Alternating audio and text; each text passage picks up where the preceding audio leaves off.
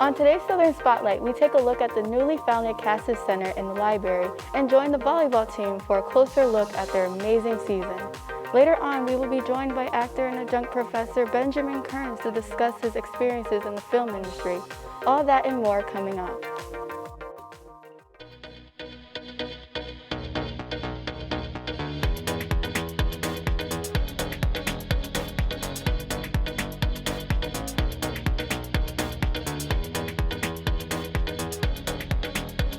Hello and welcome to Southern Spotlight, the new show about what's happening on Southern's campus. I'm Taj Lewis.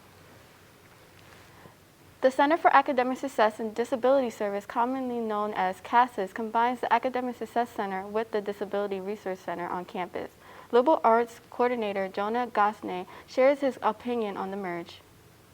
So I think with the merger, it's gone a long way in making sure that our services here at the center are do the things that we need to do for the entirety of the Southern population, regardless of their disability status.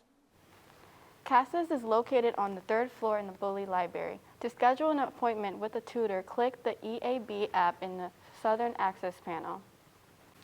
On November 13th, we have Southern's annual Social Justice Talent Show. During Social Justice Week, students have the opportunity to perform songs, dances, and poems while trying to combat social issues and use their creativity to highlight issues they are passionate about. Join the ceramics department for their annual pottery sale. The sale will take place the first week of December in the Engelman Rotunda.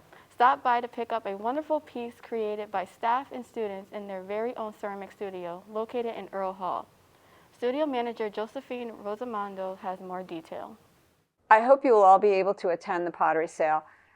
We have many wonderful items that will make terrific gifts for the holidays. The proceeds from the sale go to buy a piece for the ceramic collection.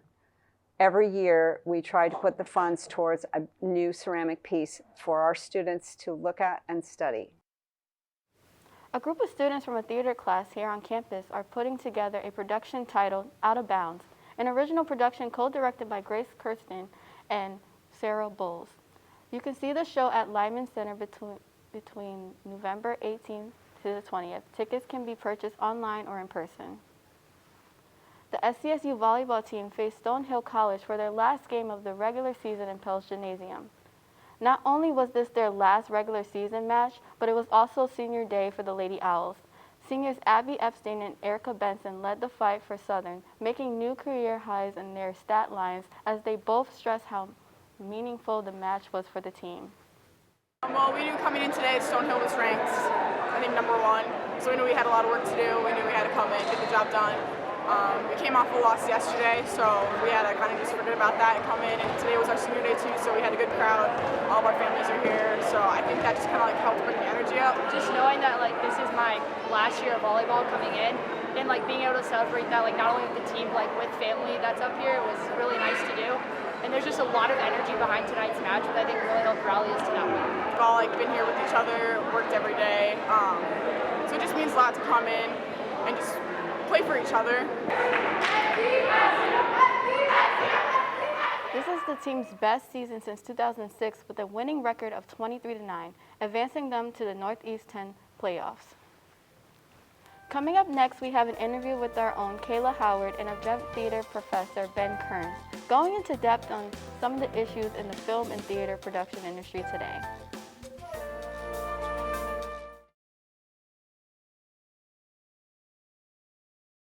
Welcome back to Southern Spotlight. I'm Kayla Howard. Many industries have experienced dramatic changes since the pandemic. One of the largest is the film and theater industry. Here to talk about some of the problems and differences in the filmmaking today is Benjamin Kearns, an adjunct professor in the theater department here at Southern Connecticut. Professor Kearns is also an actor who has worked on shows such as The Blacklist and Quantico. How do you believe COVID-19 has affected the future film and theater production? The future, we'll see. I think we're all learning as we go. Last year was a much harder blow, and we're starting to see some light a little bit at the end of the tunnel. The industry is starting to open up a little bit. certainly in New York, television production is going back in, and Broadway is coming back open, but it is much more difficult now. And to their credit, the production companies, both in the theater and the film side, they're taking the pandemic really seriously. They're working really hard to make sure that all of the cast and crew are tested. Like, if you're fortunate enough to get cast in a show, one of the very first things you have to do is get tested. Through the thing, you have to have all that documentation there. Certainly on film sets, people are much closer, and they have to remove the masks and stuff like that. So they're working their way through, but it's not without its challenges. It's difficult to coordinate all those different kinds of schedule, and now there's like a new person both in the theater and on set whose job is it's like COVID compliance officer. So they're there to make sure that all the department heads and then all the people in those departments are following all of those protocols, which means the last TV show that I worked on, I mean, when they call cut, immediately the next thing you hear is everyone, somebody will yell masks up. So everyone, if you were in the scene, you're basically you have a mask in your back pocket, and you're supposed to unless you're doing the take, you're supposed to mask up. So we'll see how long that lasts. I don't see it changing anytime super soon. I think people are going ahead and they're doing it a little bit more cautiously. But it's good that some people are getting back to work. I think in the theater, it's more difficult than it is in film and television, because the very thing that makes theater different from theater, or the very thing that makes theater different from television and film, is the presence of the live audience. And that is the thing that is really difficult. I just saw a play during the Thanksgiving break in San Francisco, and the box office made you show your vaccination card before they let people in. And they still wanted people to remain in masks throughout the show, but you had to really prove that just to be an audience member. I can't even imagine what it would be like to be a performer who is unmasked. I did my first play in 2 years last October, and the whole cast got tested twice a week. And that's like a mandate from the Actors Stage Union. They're so in some ways, like I said, it's opening up and people are going back to work, but it is difficult and it's more expensive because those tests, it costs the producers money in order to do that. So there are some theaters that can't keep up with that cost, so they're either not producing shows, or if before the pandemic they were producing shows with a cast of 20, now they're producing shows with a cast of 5. So that programming sometimes is changing as well. Sounds like a lot of changes are happening.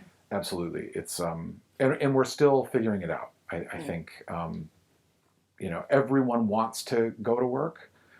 And I want to make really clear too that the Actors Union wants people to go back to work too, but it's their job to make sure that the union members are protected. So I've read a lot in the past couple of years of people boy, the union restrictions are making it impossible to make theater. And I can see from a producer standpoint why it would feel like that, but I think from the union standpoint, they're it's our job to make sure that people are protected. That's all we can do. Definitely. I also was wondering, how would you say COVID has impacted the way you audition and direct shows? Okay.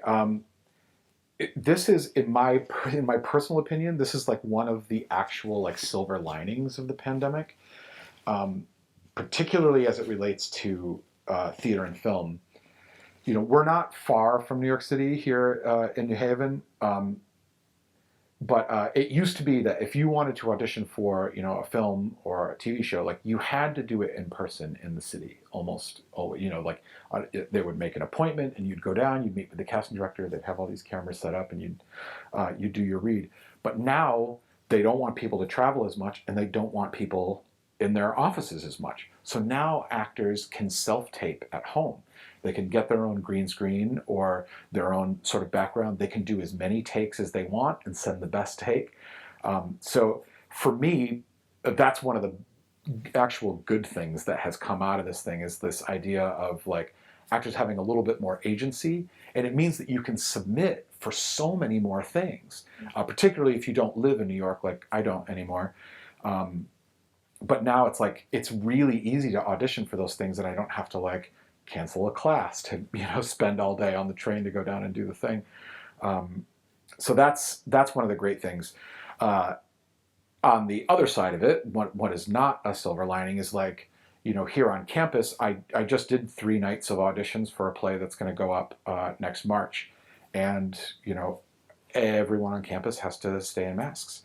So I'm bringing actors in over and over to like read parts, and like, and they're doing phenomenal work, but you can't see them. And so, you know, and sometimes there's problems with, you know, with volume, but the biggest thing is like, you want the immediacy of the actor's face. That really helps tell the story.